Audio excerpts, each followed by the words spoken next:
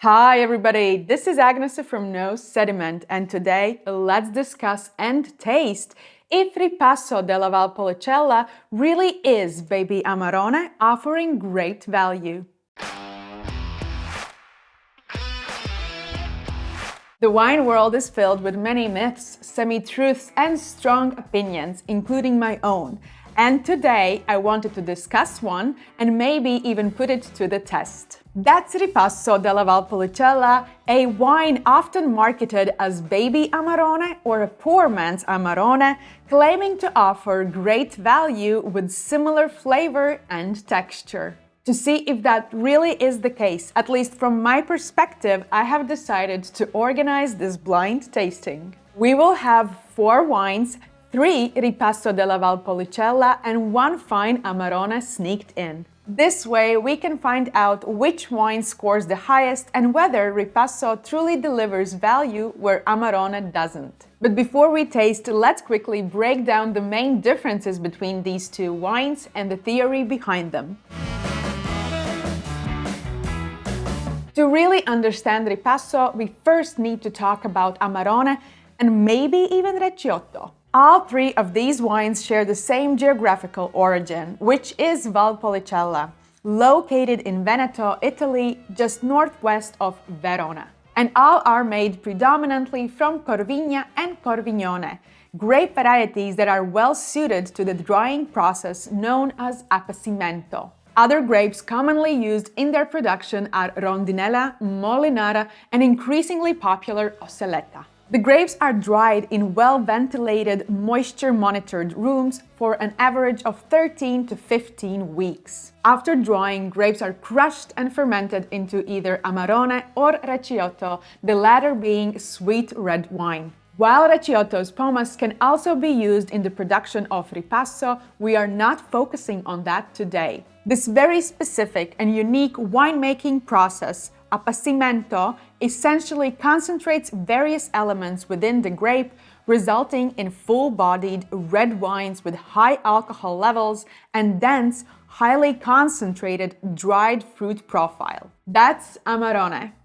After the wine has been pressed, winemakers are left with this dried grape pomace, or simply put, leftovers. According to some winemakers, this pomace still contains a lot of flavor, especially when compared to the often simple and pale-colored Valpolicella. That's how the Ripasso style was born, by using the leftovers from Recioto and later Amarone. All that residual sugar and extract left in the must is used to enhance the flavors of regular Valpolicella, which is soaked for several days and goes through mini re-fermentation, resulting in Ripasso. Essentially, the production of Ripasso is directly tied to Amarone, and according to regulations, winemakers cannot produce more than twice as much Ripasso as Amarone. Some producers and wine critics actively promote Ripasso, often calling it value Amarone or baby Amarone,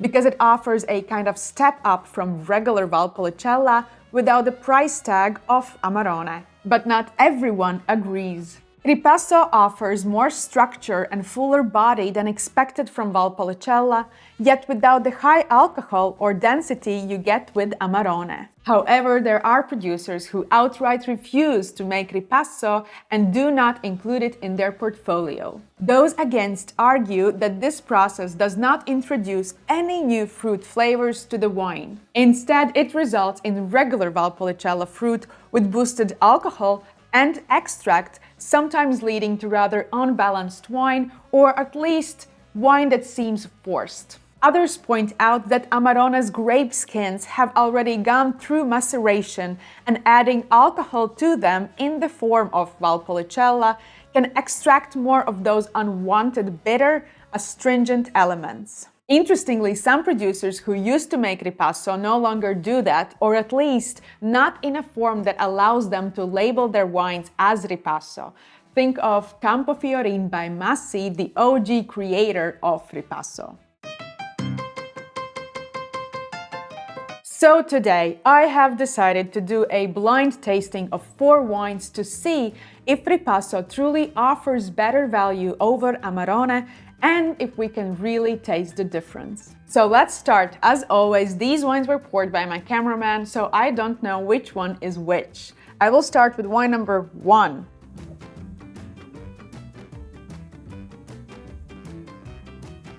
Okay, so this wine actually do have quite distinct dried fruit character on the nose, which is expected from Amarone and Ripasso as well. And it offers that kind of spicy plum, spicy cherry character. But I do feel the alcohol on the nose here as well. And color-wise, we do have that garnet brick color, which comes from drying process, which ultimately is oxidation. Let's taste it. Alcohol for this wine is definitely elevated, and it is quite warming the palate for sure. There is that kind of slightly bitter chocolate element on the palate, and we do have all of that kind of spicy fruit character, but to be honest, it is not really deep or kind of long lasting on the mid palate. It kind of comes as a wave and it leaving palate quite dryish. I will say that on the nose, this wine offers a bit more than on the palate. And on the palate, there's actually a lot of that astringency and bitterness. I will give this wine 88 points. I wish to expect a bit more of that mid palate, that kind of depth and length where all of those fruit can linger and kind of stay present on the palate. Yes, let's move to wine number 2. Okay, so on the nose, this wine seems a bit lighter, more fresh and brighter fruit driven. And I definitely don't feel as much dried fruit character here as in the wine number 1. It's much shyer than the wine number 1. And color-wise, it is much paler, but it also shows garnet color. Yes, on the nose, this wine definitely shows more freshness, livelier fruit profile. Let's taste it. So I will remind you, 3 of these wines are Ripasso and 1 is Amarone. And if I wouldn't have known from the nose, I would say that this is regular Valpolicella. But when you taste it, it actually offers that slightly more grip than expected from regular Valpolicella. And I will be honest with you, more of that astringency. Tannins in this wine does not seem natural. They seem slightly kind of forced. And for that lightness that you feel in the fruit and for that lightness that you also feel on the body, the tannins kind of stand out a little bit too much. But I like this wine better. It is more fresh fruit driven. The alcohol seems better integrated. So I will give this wine 89 points. Let's move to wine number 3. Okay, so wine number 3 shows quite ripe fruit profile, slightly dried fruit like dried cherries, dried plums, but not like raisin type, but more like fruit that has been left on the sunny place for maybe 1, 2, 3 days. You know, there's a bit of that kind of withering in, but there's still a lot of juices. And it really feels plump, ripe fruit style. I like this wine on the nose quite a lot. It seems that it offers good concentration and intensity. There's also some of that kind of vanilla or toasted spiciness that might come from the oak as well.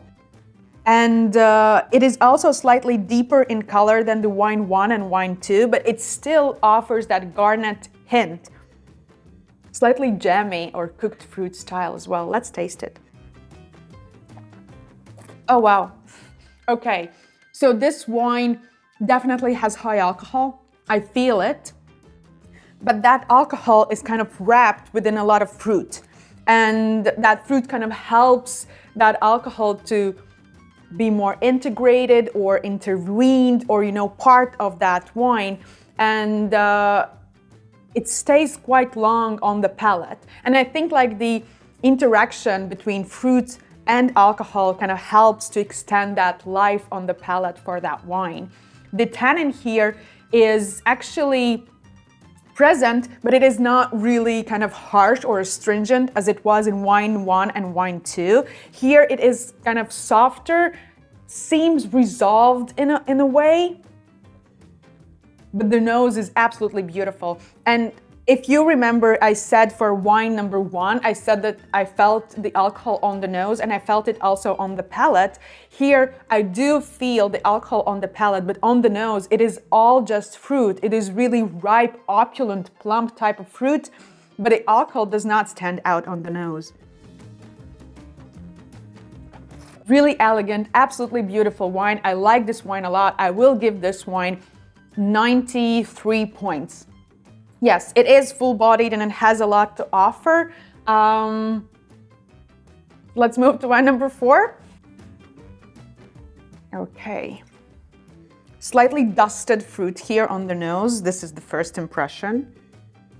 Definitely paler in color, and this probably shows the least garnet or kind of brick color, so probably might be the youngest one. And it really is kind of strawberry and raspberry fruit driven and quite fresh fruit driven on the nose and quite inviting. I like it. I don't think it has a lot of that dried fruit character here, at least expressing it on the nose. Let's taste it. So here again, on the palate, I do feel that elevated alcohol, but it disappears quite quickly, leaving quite spicy fruit on the aftertaste. And the aftertaste is driven by this kind of maybe slightly dried cherry fruit, raspberries and strawberries.